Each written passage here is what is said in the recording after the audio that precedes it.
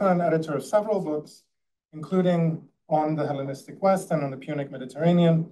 But among them, I want to single out In Search of the Phoenicians, which came out with Princeton in 2017, and which was a big inspiration to me, especially for my own work, because of the way that she handled identity in it. She writes in the book of the need to finally be done with traditional visions of identity and how little we can actually understand identities to be formed, handled, function, and how to function, and so on. And she very delicately handles how we might work instead. And I'm going to quote, which is really weird to do in front of you.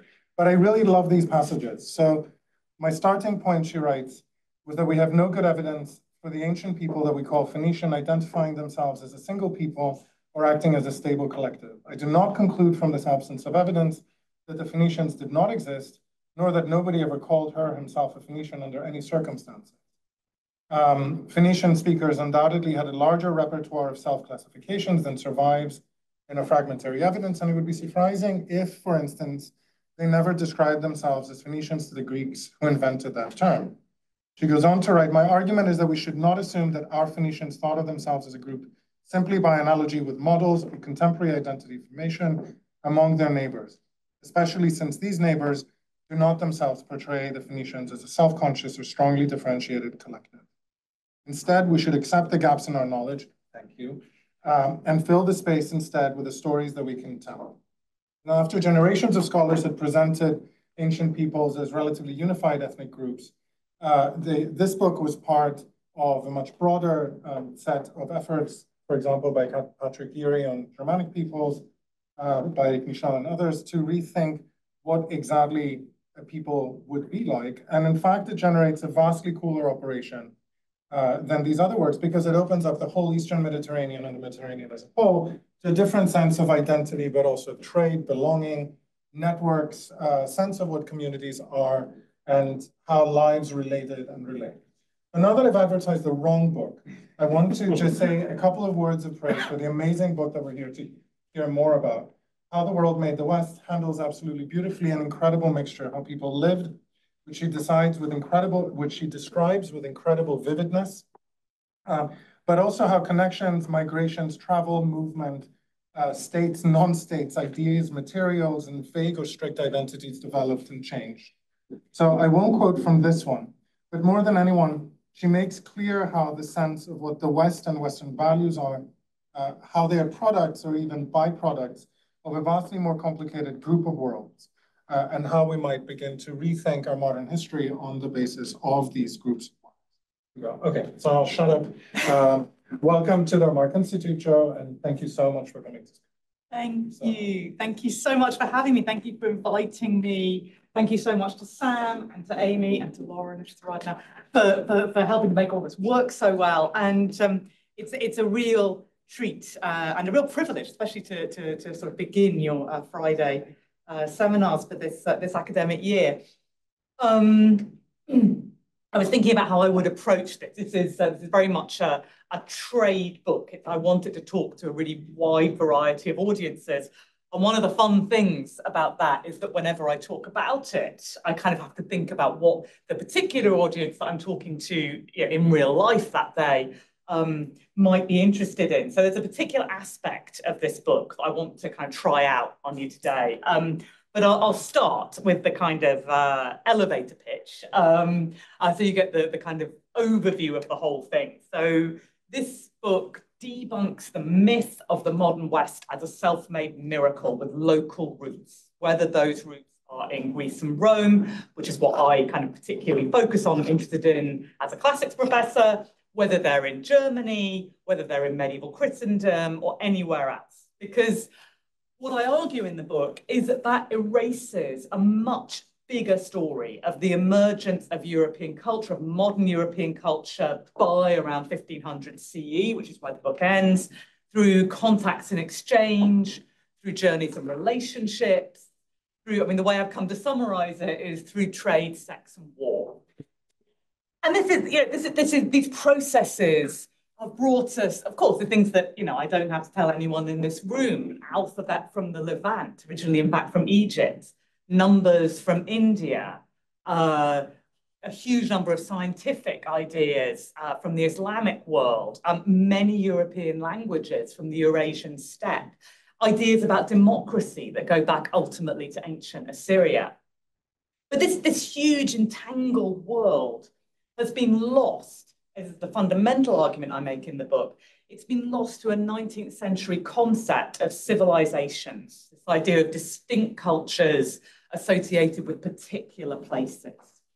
And so that's what I want to really talk about here is, for most of my time at least, talk about what I call civilizational thinking. So the modern ideas that organize the world first by degrees of civilization and then into separate civilization.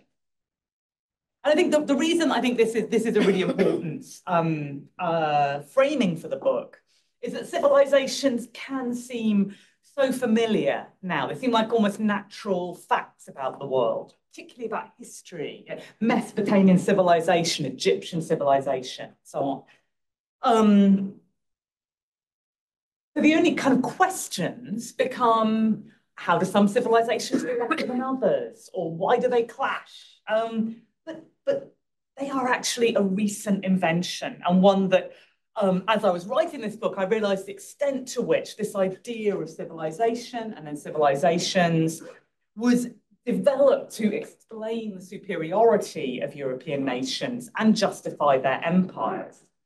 I'm not going to tell you the whole story here, but just to kind of get to the core of it, the singular noun, civilization, is first used in 1759. There is no civilization before 1759. It's used by the Marquis de Mirabeau, and Mike Solinger has shown really beautifully how his use of it was originally an intervention in a really specific French debate about civility.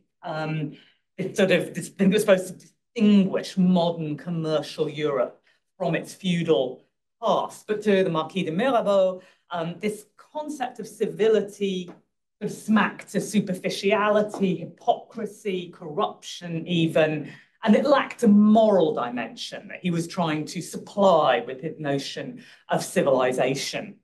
But I mean, that's the kind of specific sort of way that civilization was born into the world. It didn't come out of nowhere. The idea of being civilized had already been around for a decade or two, particularly important in David Hume's work, though no longer than that, really.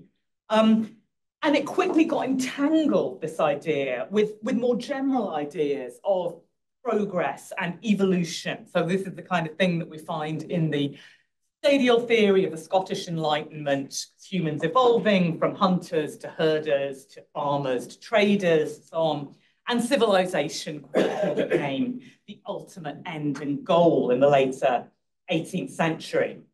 And just to give you an example of the kinds of things that people meant when they talked about civilization in the late 18th century, early 19th century, there's I think a lovely passage by John Stuart Mill, he actually wrote quite late in 1836, where he says, whatever be the characteristics of savage life, the contrary of these, or rather the qualities which society puts on as it throws off these, constitutes civilization.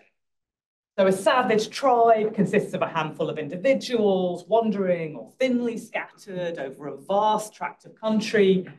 A dense population, therefore, dwelling in fixed habitations, largely collected together in towns and villages, we term civilized. And then I think crucially, he says, in savage life, there is no commerce, no manufactures, no agriculture, or next to none. A country in the fruits of agriculture, commerce, and manufactures we call civilized. Now, at this point, in principle, civilization is an abstract virtue.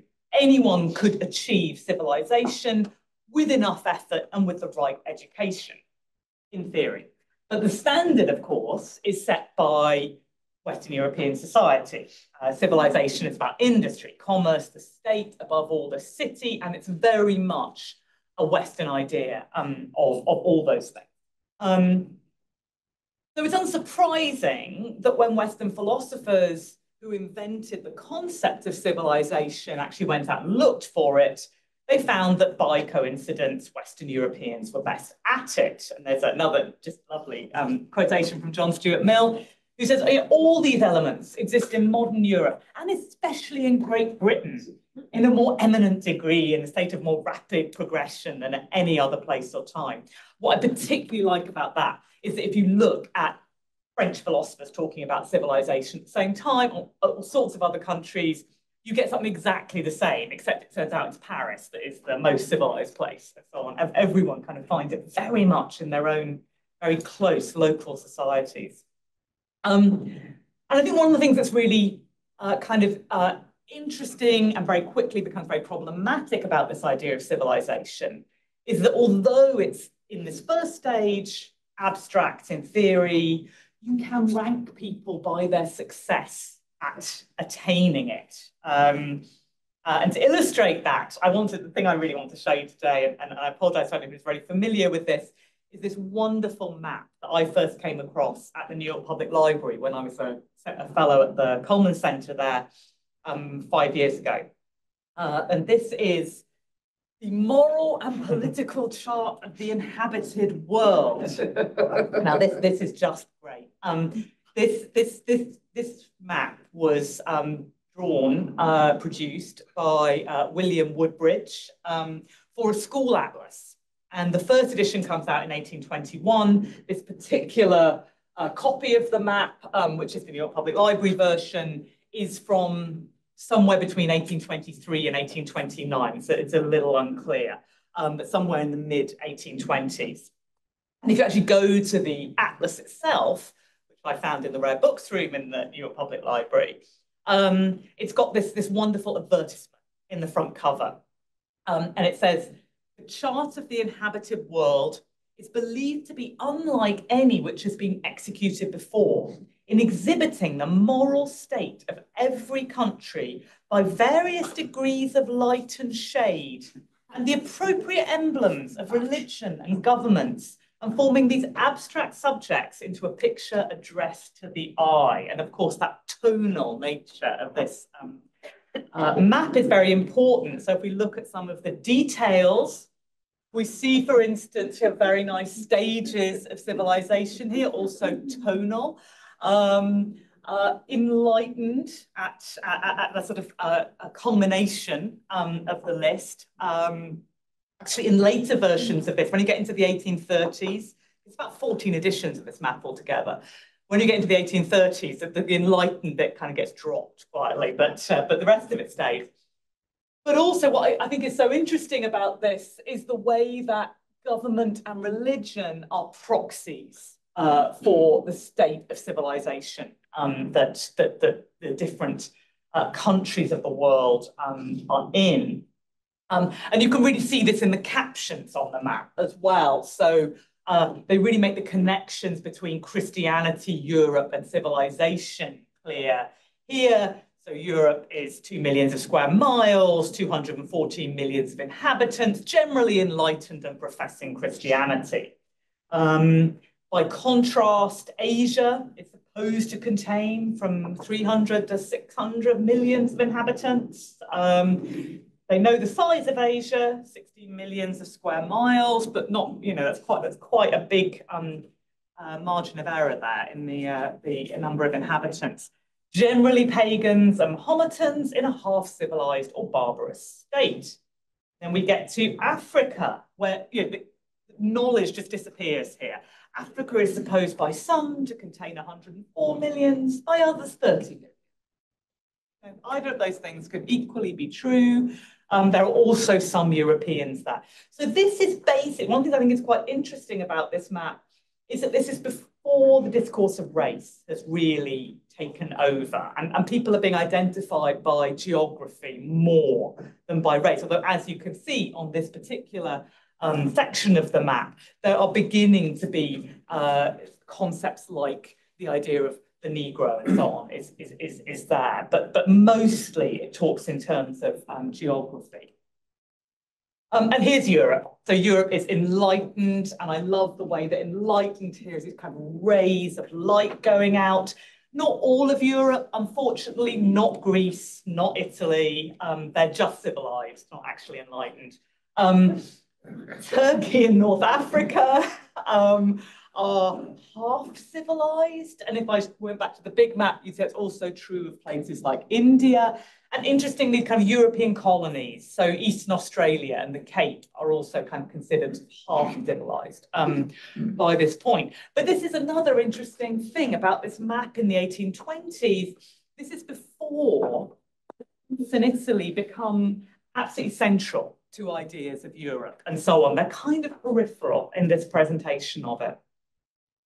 So this map, however, is published right around the time that people begin to think differently about civilization. So as Enlightenment universalism is giving way to the kinds of particularism, cultural relativism, nationalism, sometimes associated with the idea of the counter-Enlightenment, people start to use the term civilizations in the plural for the first time. This is sort of late 1820s here. And what they mean by this is specific, large-scale human groups with their own distinct histories, their own geographies, and their own enduring characters. And so, just to take one example, by the 1840s, as Georgios Varoufakis has shown, people were already talking about a distinctive Western civilization. There are kind of references to the West from the late 18th century, of course, but the idea of Western civilization really begins to kind of come into focus in the 1840s, very much part of this second phase of civilizational thinking. And this cultural concept of these multiple civilizations is encouraged in the 19th century by the equally modern notion of races or biological groups with their own differing natural capacities, natural languages, and so on. And all of these developments map on to developments in European imperialism overseas. So in the first phase of civilizational thinking, the idea that anyone can become as civilized as Western Europeans if they're only given enough help and try hard enough and so on, gives a kind of civilizing mission justification to European imperialism, including, articulated very clearly by John Stuart Mill, among others. In the second phase, where some people essentially just can't be helped at this point, either sort of biologically or culturally, and that really maps onto more brutal forms of European imperialism over what are increasingly seen as not only inferior cultures, but inferior races as well. And the thing that's really important for my book is that this model of multiple civilizations, that nobody ever says they have no contact with each other, because that would be crazy. That just wouldn't work. But most of the discourse around this, right up to and very close to the present day, often relies on the idea there's very little contact between them. And this model really dictates that change and development come primarily from within. And so this is what lies behind the origin myth of modern Europe and its white settler colonies, that traces the development of this distinctive bounded Western culture back now to Greece and Rome in particular. Culture that's temporarily lost during the Dark Ages, but is happily rediscovered in the Renaissance. And sometimes this story has historically involved Germany, of course. Sometimes it still involves the lands and literatures of the Bible, so reinforcing the Christian identity of Western civilization. But I think this works not because of a sense of a connection with the Levant and the actual origins of Christianity, the sort of roots of Christianity itself, but because of the retrenchment of Christianity into Europe in the Middle Ages, where Christendom and Europe can become synonyms. Christendom, of course, always much the more common concept, but Europe can be used as a synonym of them. And if ancient civilizations from outside Europe come into this story, this origin story at all, it's merely to be superseded by the classical world in a kind of inexorable Hegelian westward march of culture. And so in the 20th century, this idea continues, the idea of civilizations, the idea of Western civilization. Ranking goes out of fashion. Quite briefly, it turned out, but it's definitely back now. But you get people like Toynbee, Browdell, and so on, who are very invested in the idea of rather separate civilizations, but will not explicitly rank them. But this basic model is still very much with us. This model that fundamentally isolates societies from each other. This idea that civilizations emerge, flourish, and decline, and they do so largely, if I say never entirely, alone. So you get, this is the most famous example of this, I think, Samuel P. Huntington's Clash of Civilizations, and this is his map, one of his maps, and this is showing, this is part of his case, actually got the prescient case in 1997 for civilizations as the defining feature of a new era, arguing that the most important distinctions between people were now, in 1997, cultural and religious rather than political or economic, and identifying, as you can see here, 10 contemporary civilizations with geographical and religious labels. So there's a Western civilization here in blue that reaches to the old Iron Curtain. Beyond that, to the north, there's an Orthodox one. Below that, an Islamic one, or a couple of Islamic ones. But the thing is that for Huntington, the crucial point for me is that this reflected a permanent human condition. So he says, during most of human existence, contacts between civilizations were intermittent or non-existent. Human history is the history of civilizations. It's impossible to think of the development of humanity in any other terms. So you may say, okay, this is it, almost 30 years ago. Do people still think this way? And the answer is yes. This is the Inglehart-Weitzel World Cultural Map. This is a mapping of data from the really influential World Values Survey based in Stockholm. And what they do is they have this big survey. They ask people about their values, map them on a couple of spectra. And whatever we think of that, whatever political scientists think of that, and the kind of validity of it, what's really interesting to me is the way that it's mapped is placing these individual countries into these bigger sort of civilizations. And as you can see, they have to work really hard to kind of fit them into civilization. It doesn't really work very well. And in fact, there's a brilliant thing that you can Google, which is this Inglehart-Weitzel World Cultural Map is redone. It has been for about 20 years, redone every year or two. And so there is oh, maybe it is going to work. I don't think it's going to work. Oh yes, no, this is it. This is it. It moves over time, but they keep the civilizations. So it all. I'm so glad this worked. And the civilizations, some of them are geographical still, some of them are religious, some of them are English speaking in a kind of vague way. And no teleology for them. No. And it's just, I find this just, I love this actually. I mean, I despise it and I love it. And there's no notion that these sort of changing and diverging values over time might problematize the notion of unchanging cultural blocks here. It's just not kind of part of the picture. Anyway, the point is that as a historian, I know that it isn't peoples that make history, it's people. And real historical change only ever comes out of new relationships between different people exchanging unfamiliar ideas. And so in my model of the world, distinctive local cultures certainly come and go, but they are created and sustained by interaction. And so that's the real story behind the West, that in fact, what I've told you now is basically the introduction to the book. There's then 30 chapters. I have to tell you that the chapters are carefully calibrated so that each one goes very nicely with a cup of tea or a glass of wine. You don't have to read it all at once.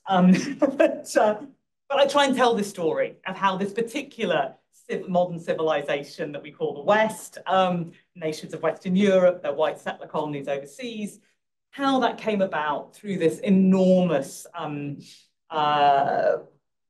of whole kaleidoscope of relationships and conversations and wars and so on. And let's give you a really quick example of this. Normally when I talk about this book, I talk about things like the alphabet or numbers or languages and so on, into the big things. But I kind of felt like for this audience, you might like just to see a little example of what I do in the book. It's a bit more niche, a bit more fun maybe.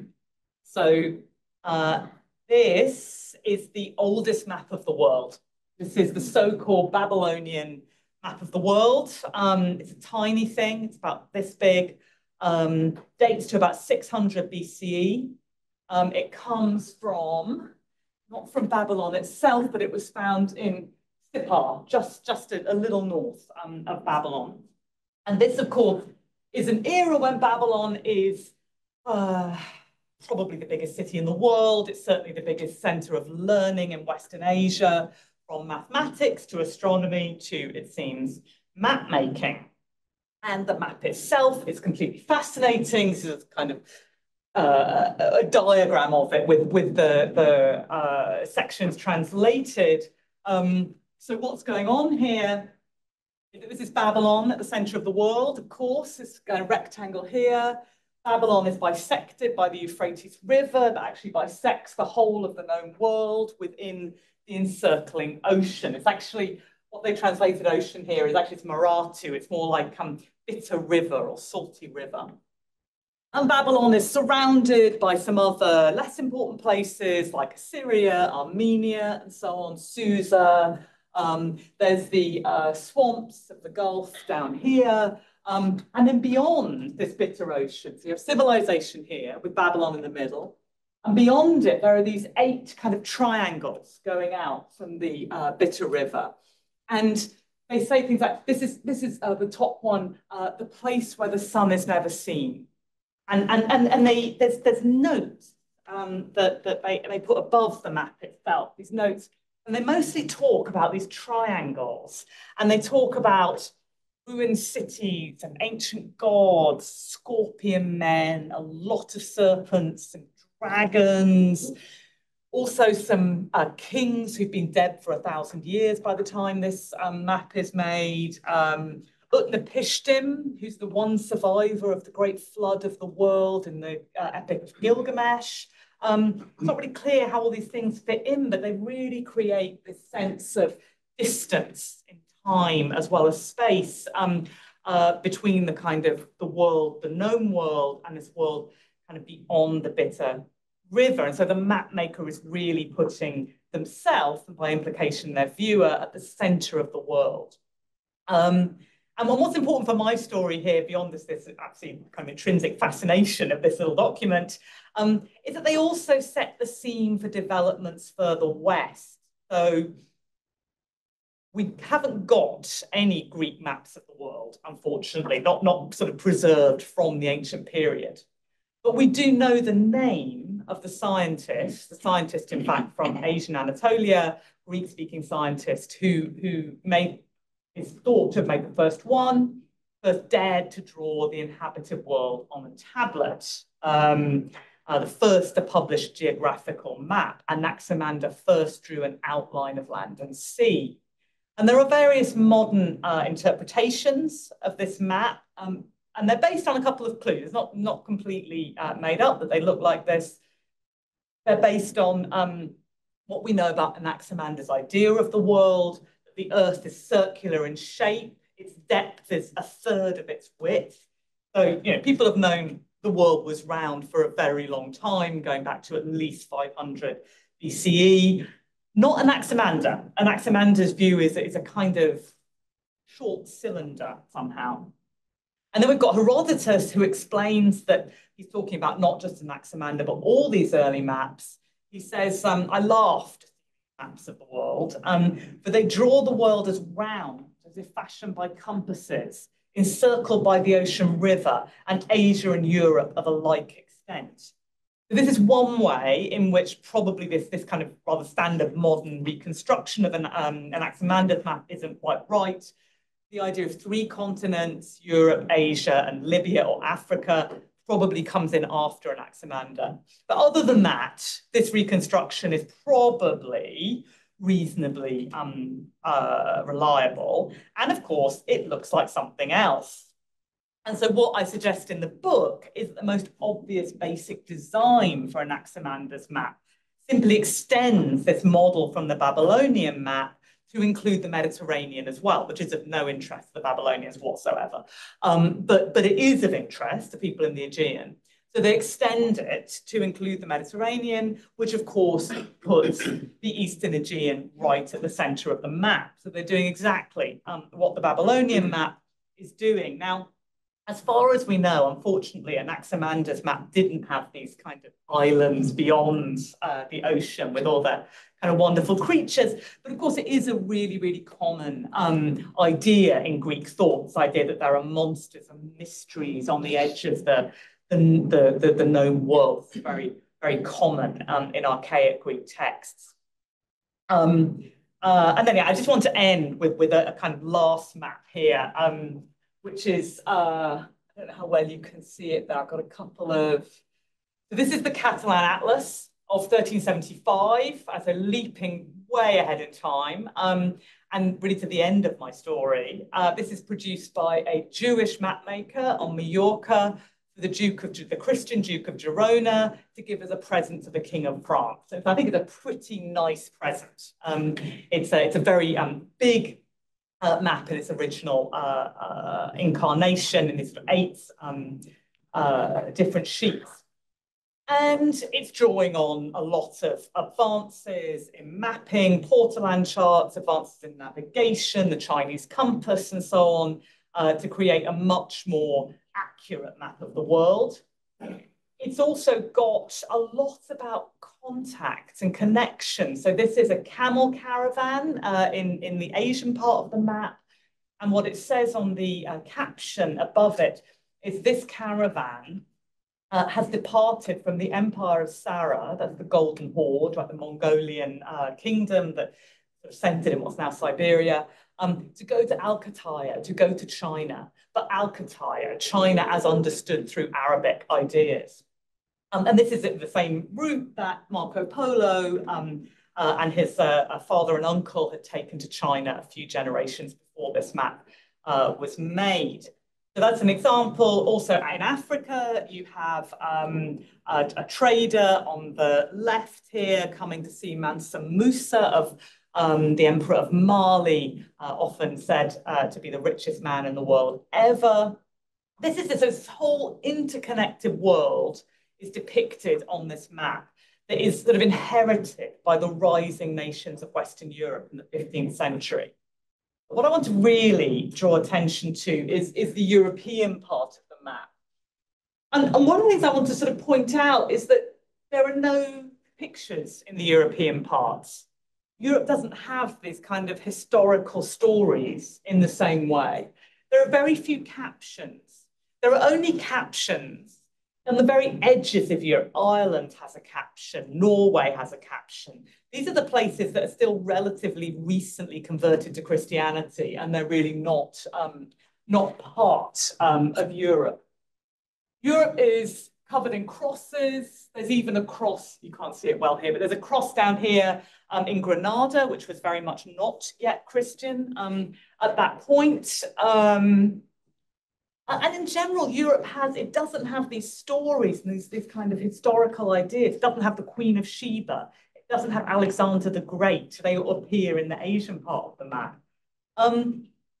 It's much more modern. It has a lot more depth in a lot of ways. And I think that what we're seeing here is this beginning of the distancing of Europe culturally and the sort of a vision of Europe kind of in present time, as opposed to Africa and Asia, very much in the past, places of complete fascination, but places that are being left behind by these European nobles who are commissioning these maps. And so I think what we can see here are early signs of that civilizational thinking that I was talking about at the beginning, just as the world is becoming truly global for the first time. I mean, it's just a couple of generations later, Portuguese sailors will be sailing down the coast of West Africa, will be beginning to consider journeys out into the Atlantic. So it's just when this world is becoming truly global, we see the first real cultural cracks in it. And so the argument that ends my book is that the so-called age of exploration isn't when the world comes together, not only because it was never really that far apart, but it's really when it begins to come apart in cultural terms. As I suppose put it another way, Western European states are only fully integrated into the world as a whole as they develop the beginnings of that civilizational thinking that lies at the heart of modern European approaches to the world. I'll leave it there. In New York.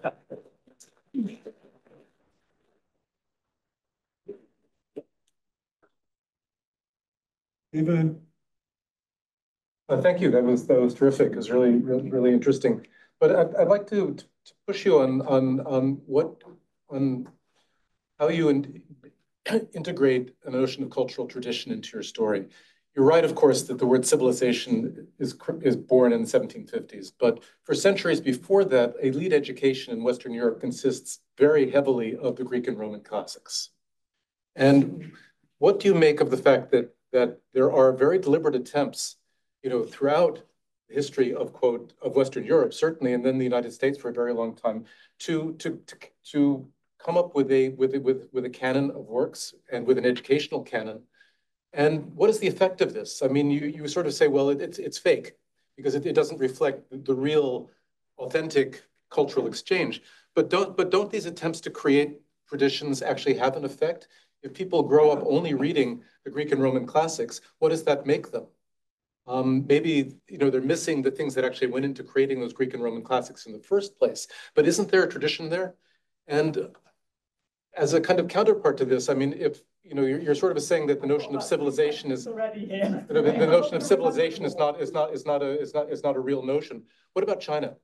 A place where you have this a bounded polity together with very strong Confucian traditions, together with institutions that are very deliberately propagating over centuries a certain form of cultural continuity. So how does that integrate into your story? Okay, so I think that's now 5 questions. So I'll try and remember them from the beginning. In terms of the creation of a canon, I think this was one of the things that really interested me when I was writing this. So I looked a lot into what was actually being studied at the early universities. So I don't know how far you want to go back here, but we go back to, say, Charlemagne schools, which are largely, well, Latin. I mean, nobody's reading Greek at that point in Western Europe. They are going back to the Latin texts that are all that is available at the time in Europe. So at that point, you could say there's a kind of creation. There are some really interesting kind of creations of canons that are really coming out of late antique ideas, which are sort of fascinatingly different from, I think, what people think of as the kind of Greco-Roman world now. But that really doesn't last very long, because as soon as Christian scholars start making contact with the Islamic world, sort of before the first universities, before the 12th century Renaissance, you start to get a much more complicated and interesting, I think, I won't call it a canon because I'm not sure anyone was actually using that language at the time, but a much more interesting kind of syllabus for learned people. You look at what's being taught at Oxford and Cambridge in, the 14th century, 13th, 14th centuries, huge number of Arabic scientific texts and so on. It's interesting, the kind of humanities tradition, as we would call it now, tends to go back more to Greek and Roman texts. The scientific tradition tends to go back more to Arabic texts, but also to some Greek texts and so on. It's never split up very clearly. You'll get sort of reading lists that are a complete mixture of different traditions. And it's the same in the Islamic universities and sort of institutes of higher education as well. There'll be a kind of real mixture of stuff. So I think that, this is the liberal arts education of the medieval period. It's absolutely fascinating to me. And one of the things I love about coming to America is that I think that kind of world is still alive here in liberal arts colleges and so on. Whereas I think one of the kind of real tragedies in Europe, and this is, I'm going to say this in front of my friend Jonathan Bate here, it's really the advent of the humanities. But I think that's really where this kind of rather impoverished, kind of partial idea of certain parts of the curriculum really come to the fore. And the idea that people should be learning science and mathematics to the same level that they're learning languages, literature, and so on, and that people should be doing all these things, not just one of these things, is I think something that's really taken hold in particularly European universities sort of up to this day. And I think it's kind of regrettable in a lot of ways. So I think that what the way I tell that story in the book is of the change that comes particularly in the 14th century, particularly after the Black Death, when there's a sort of turn to a kind of, I think, more comforting. I mean, you know, there are lots of wonderful ideas around at the moment about how the Black Death was the best thing that ever happened to anybody. But I think it was actually really very distressing for people at the time. And I think one of the reactions is this sort of, again, a kind of retrenchment into kind of more local ideas, beginnings of more local ideas, and that's what I think we now call the Renaissance. It's a rather sad story. That's one way of answering a question. The other way of answering, as you've already kind of you know, helpfully thrown me the line for this one, is that of course it's not all about what's happening in universities and institutes of education. One of the most fun chapters that I wrote here is called Kalila Wadimna. It's about the stories, the frame tales, the kind of fairy tales and animal fables that are most popular in medieval Europe, most popular, in fact, across the world. Kalila Wadimna is a frame tale, sort of a lot, it's the same kind of form as Arabian Nights, 1001 Nights, but one that came to Europe a lot earlier. It starts off in India, the Panchatantra, the five treatises. It comes to Persia, so it starts off in India in maybe the 2nd or 3rd century CE. These stories or versions of them come to Persia in late antiquity. They get picked up by Islamic scholars as part of the whole kind of Abbasid translation movement, as it's called somewhat wrongly. They then spread to Europe through all sorts of different languages, including Greek and Latin, but not limited to that, also through Hebrew and through Arabic itself. And Kalila Wadimna is probably, after the Bible, the most widely read and translated work of world literature ever. And this is the storytelling. And it's actually, I think, a really interesting question. What the storytelling is very much sort of split off and it becomes a popular genre. Whereas Greek and Roman storytelling, you know, sort of Virgil, Homer, and so on, are not a sort of popular genre. They belong in the universities, and they belong in schools, and so on, and that's what people are actually taught. Whereas the sort of Indian, Arabic kind of world literature sort of stories, which are, you know, much more sort of generally popular, but they don't belong in schools. And of course, that's not, I mean, it's also true of things like Aesop's fables. That's also something that happens in the kind of Greek tradition. There's a sort of cut off between a popular genre and the sort of what becomes a kind of scholarly genre of storytelling. So I think you get that. So I think there are these different kinds of people are making their own canons. I think that's really the most important thing about the notion of canon, is that kind of in the end, everyone makes their own. I feel like our whole lives of readers are about constructing our own canons. And I think people are doing that in a much broader way in Europe, particularly in the, say, 12th to 15th centuries, than can necessarily be obvious looking back on it. Okay, then China. So China is fascinating, and I wish there was more China in this book, but in the end, I couldn't actually, you know, as I started this book, I wanted to be one of those sort of 18th century kind of universal historians and write the great history of everything. Unfortunately, the great advantage that the 18th century universal historians had was that they had no real evidence at all about anything. You know, a few Greek and Roman texts, not even all the ones we have now, no archaeology. At that point, very few of the Western Asian languages could be read. And so I quickly realized that wasn't gonna work. And so in the end, China comes into this book sort of as it comes into the story looking from the West. So it comes in about, sort of 2/3 of the way through, you start to kind of get contacts, indirect at first, and then eventually direct contacts between Western Central Europe and China and so on. So I don't want to kind of pontificate on the subject of China. I'm sure there are many people in this room who know much more about it than I do. What I will say is that looked on at the time scales I'm looking at in this book, which are going over millennia rather than just centuries, none of these what we now look like civilizations, including China, are continuous or carry on. There's an awful lot of recovering of things.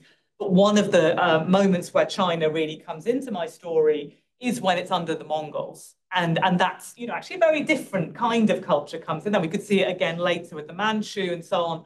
And I feel like there's a difference between a continuous, enduring culture in the same geographical space, which I think it would be very hard to show over a very large geographical space or a very long time span anywhere, and between that and ideas that maybe go back decades or even centuries and are picking up on kind of selected parts of that geography's past. And I think that's what we see in China.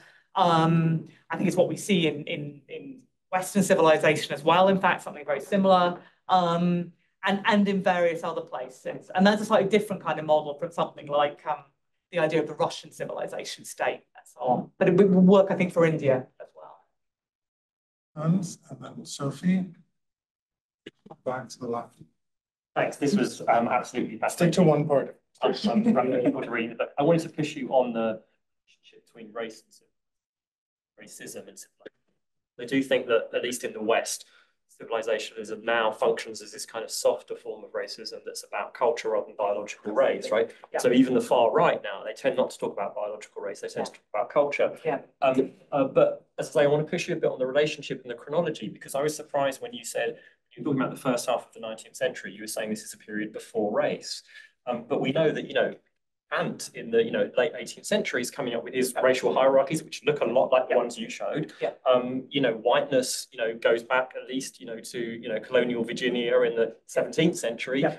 Even before that, you've got Portuguese, as you mentioned, when they're doing their expeditions along the west coast of Africa, already talking about blackness, right? Absolutely. So you get it in the medieval period too. There are kind of ways of so it seems to me that what happens in the second half of the 19th century is that race hardens into this biological or scientific racism, right?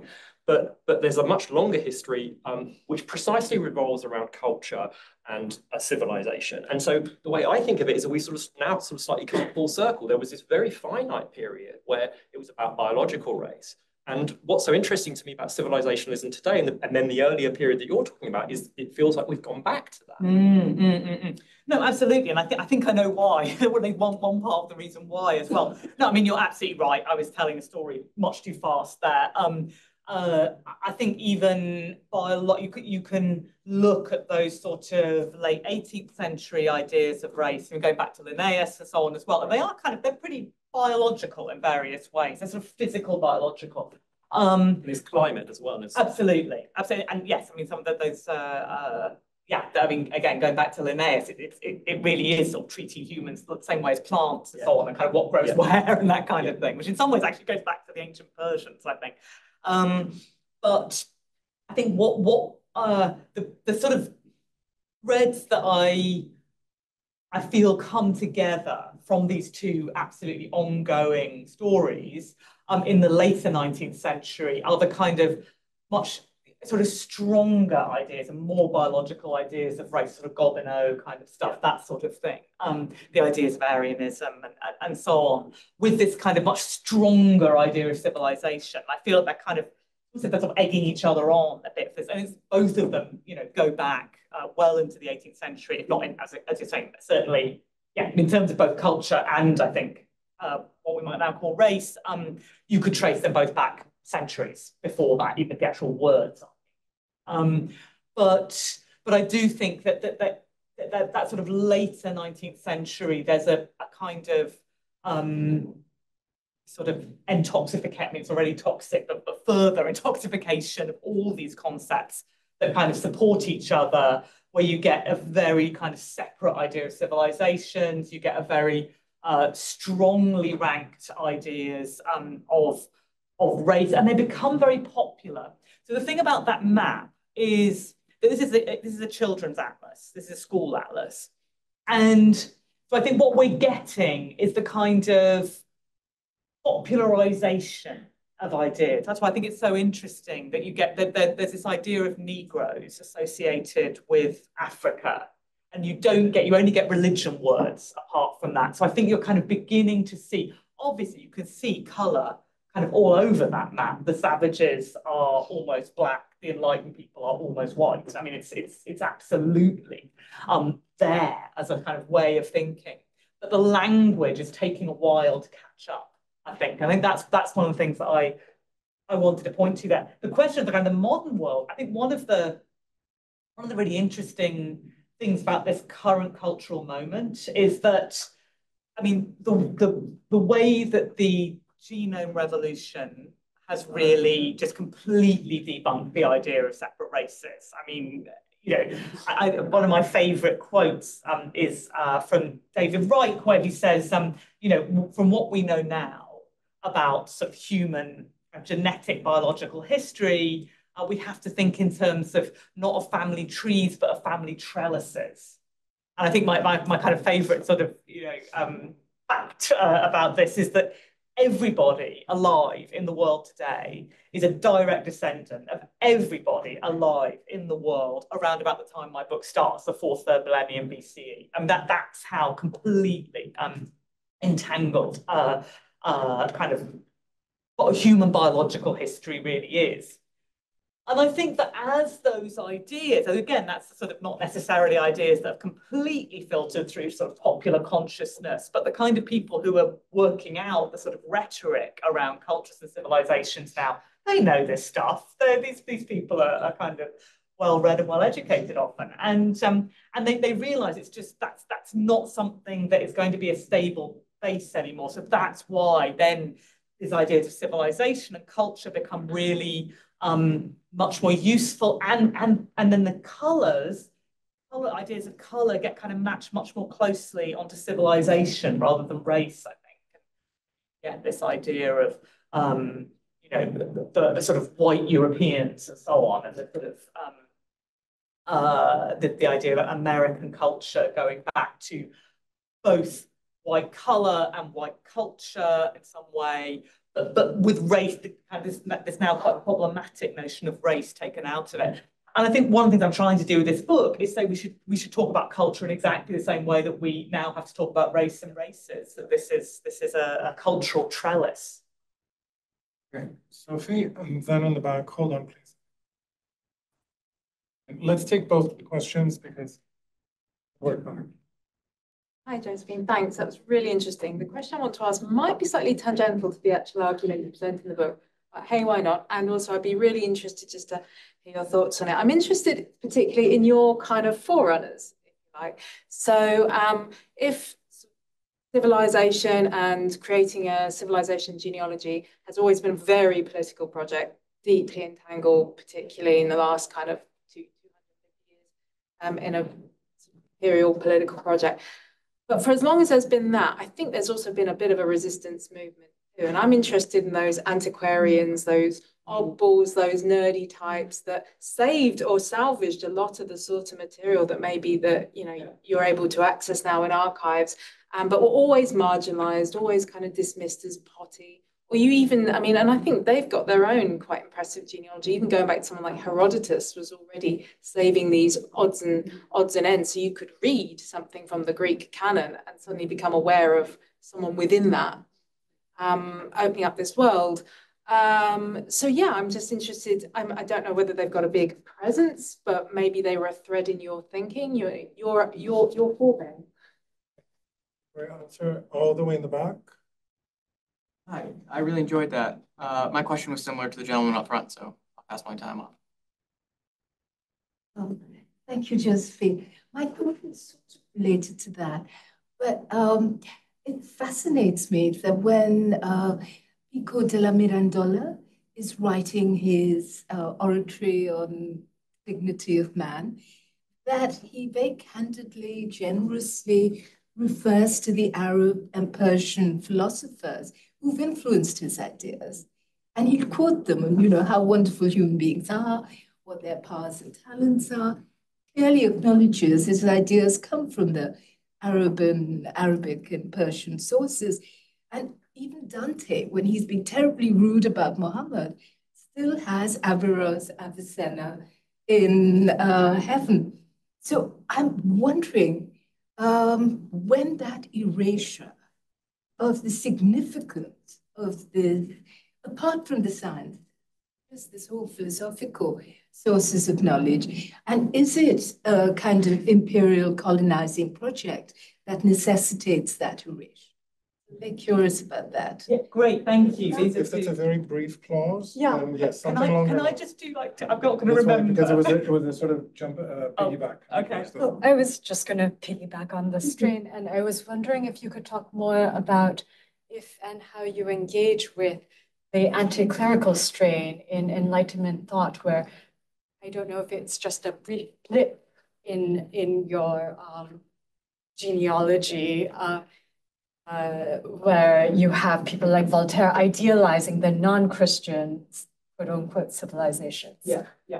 Okay, so I'm going to try and do this in chronological order. So yes, my book finishes at around 1500. Yeah, somewhere between 1492 and 1502. Up until then, those are absolutely some of the stories I'm trying to pull out. So Dante absolutely is in there.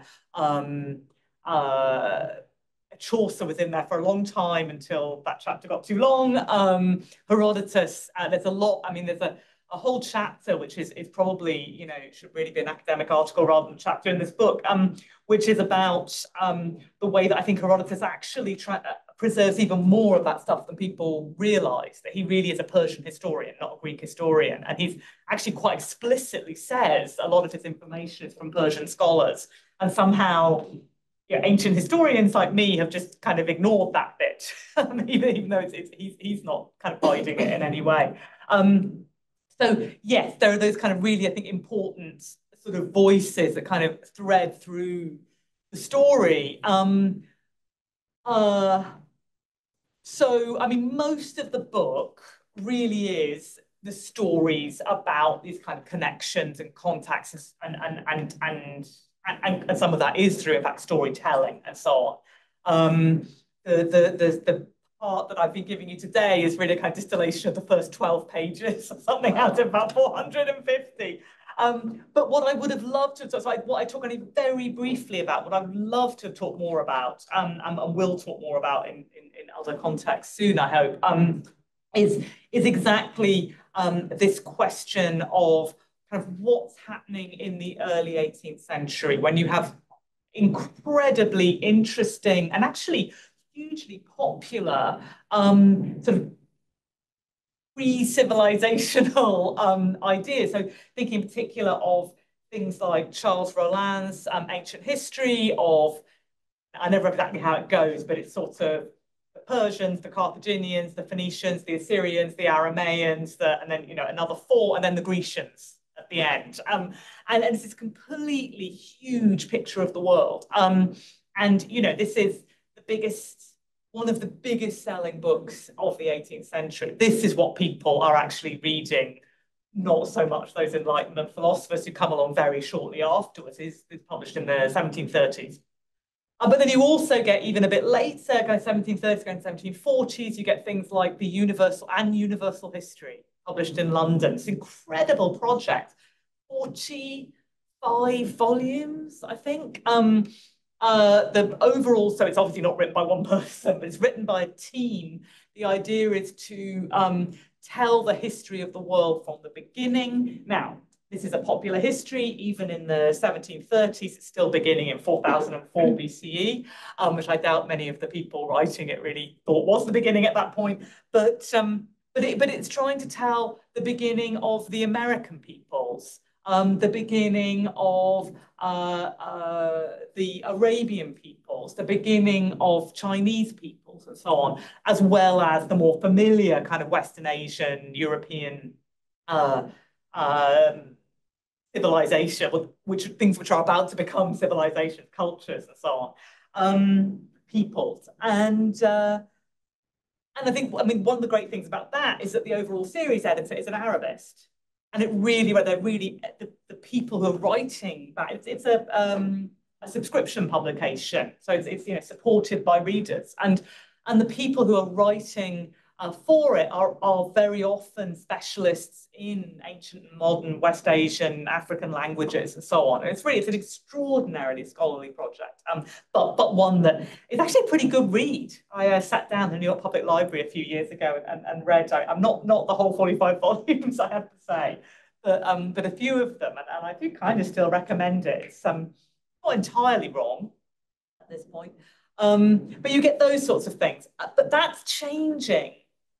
So even that universal history, there's an ancient section. I think that's the first 45 volumes or something. And then there's a modern section, which is, I'm not remembering exactly where the cutoff point, but it's somewhere in late antiquity. And the modern section is another 15 or 20 volumes that's published in the 1740s going to 1750s. And even in the advertisement for that, when they put it out for subscription, they're already talking about how this is, although it's still supposed to be a story of all the peoples of the world and so on, it's already a story about how European peoples are, there's, I'm not remembering the exact formulation that's used, but there's definitely a kind of ranking. This is sort of leading up in some way to European culture and European nations. And then that's much more the flavor of that kind of second set of volumes. So I think something really important happens in the kind of middle of the 18th century. Things go wrong. And I have a nasty feeling that is in fact the Enlightenment. That's when, even though of course there are still a lot of kind of universalism in theory and so on, but I feel like in a way almost the anti-clericalism is part of that as well. So Charles Rollin was a Jansenist. The people who are writing a universal history are a variety of backgrounds, but it's a sort of Christianly framed project in some way, whatever the individual authors may feel about it. And I think once you're starting to get away from that, there are sort of the changes are kind of beginning that lead to this much harder set of cultural distinctions between people by the beginning of the 19th century. I hope that's sort of covering some of those issues. Sophie, covered. So here to my left, behind you, was someone else. Yes. You've emphasized borrowing between what is now the West and other civilizations that were related to it, particularly in an early period. And I have no reason to question that. But in recent writing about cultural differences in the world, what stands out in a number of authors is a number of mental characteristics that are said to be unique to the West and which inspire fear on the part of other cultures. I'm thinking of three things in particular. First of all, an inner-driven individualism where people go after personal goals and they do not defer to higher authority. And the second factor is moralistic ideas of right and wrong, where people internalize norms, call it the 10 Commandments, whereas in the rest of the world, it's mostly deference to outside authority that settles the moral structure. And a third thing, emphasized by a number of authors, the West is theoretical, believes in abstractions as more real than sense impressions. That's an idea that's explicitly rejected by Asia, for example. So the West is really distinct in these mental characteristics. My question to you is, where does that come from? Is there any antecedent outside the West that could be the origin of that? One from behind Yeah, you. I mean, okay. One more from behind you. I want to. Well, Travis. I can't hear you. Yeah, my question would be this is the basic anthropological question that anyone always asks, which is how would you define culture? But more than that, the question is how do the sources that you analyze define culture? Do they make any kind of distinction in morality or superiority depending on the period between well-trained elites and not? When we're talking about a canon, for example, it's impossible to think of a Western canon of classical tradition without thinking of the Byzantine intellectuals that fled after the destruction of Constantinople. So even that is a completely constructed idea that comes really afterwards. And like thinking of me, for example, like I'm trained in Latin and Greek since I'm 14, but like being in any kind of cultural discourse in the West where I now live, I find myself constantly in distressingly alienating position because culturally there's a lot of distinction there, even though like I'm trained in the same canon. Yeah. No, thank you. So on the first question, thank you. Those are wonderful examples of civilizational thinking. That's exactly the kind of thing that the kind of problem that my book is trying to solve, I think, to really show how these sorts of things people have simply lied to us about this idea of individualism can be found all over the world for millennia. I mean, there are always sort of extremely driven individuals. I mean, I present to you Genghis Khan. I think there are many examples of that kind of thing. Examples of abstraction. I mean, I think one of the wonderful things is that there are so many examples of abstract art, abstract literature, abstract philosophy from Western Asia, from North Africa, no doubt from many places that we can't read the ancient languages of. But, it now looks like we're seeing that among Neanderthals. They're kind of abstract ideas that are very fundamental to sort of human culture that isn't even necessarily Homo sapien. It's something more general than that. Can't remember your third one, I'm afraid. The third one was abstract thinking. You say you've already covered it. Yeah. But moral structures are internal. Hegel talks about this difference between the West and the non-West. Yeah, well, I'm afraid Hegel's just wrong about that because Hegel couldn't read Hittite, sadly. and there's absolutely extraordinary moral codes in Hittite. And actually, my favorite example is the Hittite one is a kind of rather cliche one because, the first human rights code, the first this kind of thing is this sort of ancient Anatolian stuff.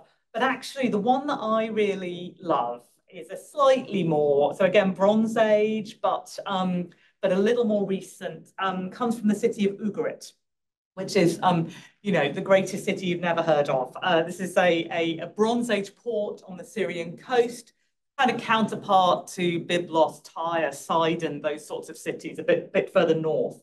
It's destroyed probably by pirates at the end of the Bronze Age. So all that is left now is this kind of palace with an huge archives. There are also temples with huge archives, individual houses with huge archives. It's just it's like a kind of a real lost library. It's amazing ancient city. There are, I could talk about Ugarit for another hour. If you'd like to lock the door, we could. And in fact, there's a whole chapter in the book just about Ugarit because I love it so much. But the thing that I would pick out is that Ugarit is a huge trading city. It has contacts all over the Mediterranean, a long way into Western Asia, and so on, up into the Black Sea. It's a kind of a remarkably cosmopolitan place in sort of pure sense. It's got a lot of immigrants in this city, and we actually have the kind of records of the immigrants there. This kind of real mixed conversational economy, I would say, leads to all sorts of extraordinary innovations there. These people kind of really create a sort of cultural moment for themselves in all sorts of ways, like a different alphabet, a new language, all sorts of things. Incredible literature, but everyone should be studying in World Civ courses. But the most interesting thing is there's a ritual called the atonement ritual. And there are 6 or 7 different tablets that record this ritual. So it's not just a one-off. This is something that happens probably annually, and it's going to be happening for some time, probably decades, maybe even longer than that. And it's this ritual that the people of Ugarit, it's the people, not the king. There's a strong king in Ugarit, strong local king, but this ritual is run by the people of Ugarit. And wonderfully, the way they talk about the people is the sons and daughters of Ugarit. It's one of the only, not quite the only time, one of the only times that you get women treated as kind of citizens of a city along with the men. Anyway, what happens in this ritual, well, what actually happens is a bit unfortunate because some donkeys get sacrificed. But the point of the ritual is to atone for the sins of the city. And it's about every individual taking responsibility for their own sins. So not the city as an abstract concept, but every individual doing this for themselves. And the sins are listed, and it's kind of, standard things, selfishness, injustice, that kind of thing. But it's also specifically doing harm to foreigners in the city. And I think this is just wonderful, that it's this absolutely wrong sense of moral right and wrong, a strong sense of citizenship, that people are getting together to agree on these concepts of individual right and wrong that they can do. And that one of the specific possibilities for this kind of atonement is treating foreigners badly. So I think that's my favourite one of those. And then to come back to the question of culture, I think we were talking about this just before we started. I think the Byzantine example is really interesting. You say it's not possible to think of Western civilization without that. There are many, many Western civ courses that would never touch on Byzantium because they don't think it's part of the West. And so I think it's that kind of thing. It's again coming back to the way that every individual, but also every institution, every society on a larger level, I'm thinking of universities here as societies, are kind of making their own canons. And I think that is, I'm not sure this entirely answers your full question, but I do think that we need to be suspicious of any claims to a sort of cultural boundedness, historically or in the present, especially when they're used to exclude. There are individuals who certainly do show. show. You for a second. Is there others? Well, okay, I have Robert behind Amy, and then. I go first. Hi, thanks so much, Joe. It's amazing, fascinating, brilliant. I had 2 questions, but maybe there's only time for one. I just want to, it's kind of following on from this question of the individual. Like, what role in your story does the civilized individual play, like as in the trained, idealized, educated in body and mind? Or is that, and sometimes I think that's maybe a category error, it's just a mistake that that's the same word as civilization and civilizations. That's a kind of macro model. But at other times, certainly in local histories, that's clearly the case of like a very local history that I'm more familiar with, of say the courtier in Renaissance Italy who turns into the British gentleman, who is trained through schooling and through sort of armed training and militaristic training. Does an accumulation of those individuals or the ideal around them constitute at some point a given civilization, which then goes out into the world as a kind of model, or actually are they off scale and not the same category? Yeah, so I guess my question is related to a lot of the questions today, obviously. But you talk about the West being formed by an entangled world, basically. And so what I'm really wondering is how you would describe connectivity on the ground, as it is to speak. So what are the actual connections that make this up? And how would you envision that looking? It's $28.99, available from all good bookshops. So no, I think the answer to that just is that's what the book is. That's 30 chapters of exactly kind of, it's things like the example of that Babylonian map and so on a small scale. It's things like the way that the alphabet is transmitted from, is first invented in Egypt by Levantine guest workers in a foreign context, needing to communicate with each other, even more importantly, needing to communicate with their gods, and taking the hieroglyphs they see around them but have no reason to be able to read as the basis for what become alphabetic letters in the end. It's that kind of thing. So you're envisioning it being very personal. Yes. Interaction between individual people. Absolutely, absolutely. And this, I think, is what then connects it back to your question. That this is very much ended up being a book about people and individual interactions and the extraordinary difference that those can make. And so absolutely, that sort of, that educated individual is this kind of character all the way through. And it absolutely goes back. I mean, Persia is full of these kinds of people, ancient Persia, absolutely full of these kinds of people. And it's one of the threads through the book is tracing their stories, because they're very easy to trace, because they leave behind writing and you can see it. But one of the other things that I'm trying to do in the book is see what other kinds of stories that come out, how archaeology can really reveal so much of the stories of traders, for instance, who are in a sense kind of very cultured, we might say, people often, very knowledgeable about the world, but not educated often in the same way as, you know, a university man or a courtier or a Persian vizier, whatever it might be. So we're trying to tell their story. And then also it's trying to see what different levels and kinds of education that there are, because that whole concept of education is so important to the notion of civilization.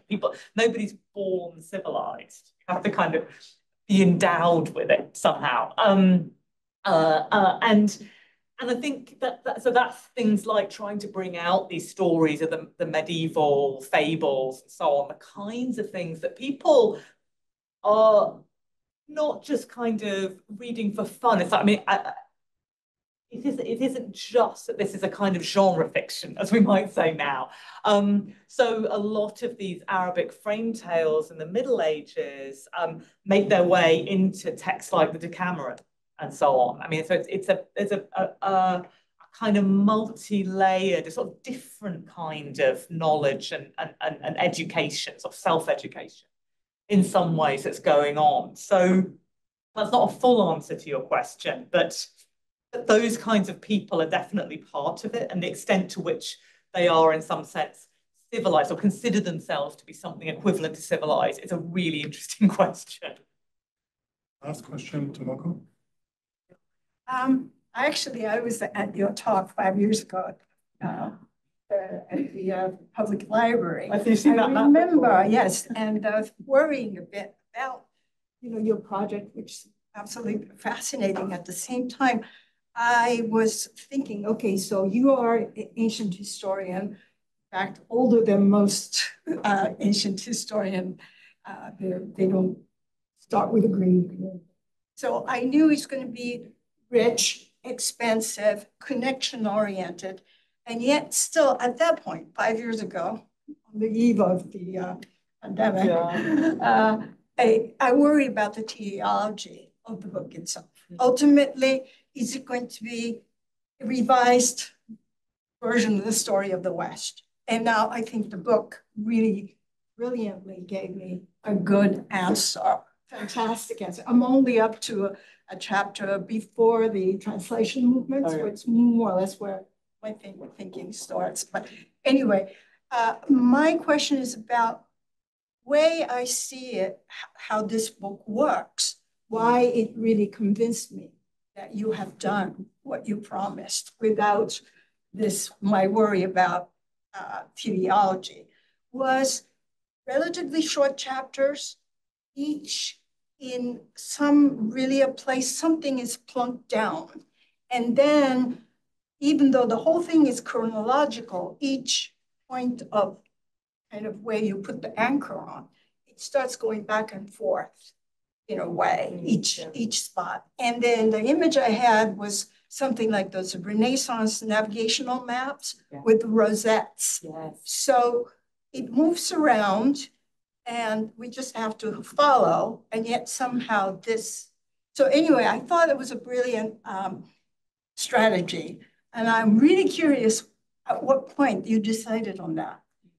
And then also whether you thought about any other strategy to accomplish this. I tried to work out the structure of the book for sort of most of the 5 years in between when you saw that talk and when it was actually finished. But it's really interesting that you talk about it as anchors, and thank you very much, by the way, for saying that. It's a real relief to know that I avoided some of the potential traps here, because it kind of, in a way, it always was. There was a teleological project at the heart of it. I always knew this book was going to end in 1500.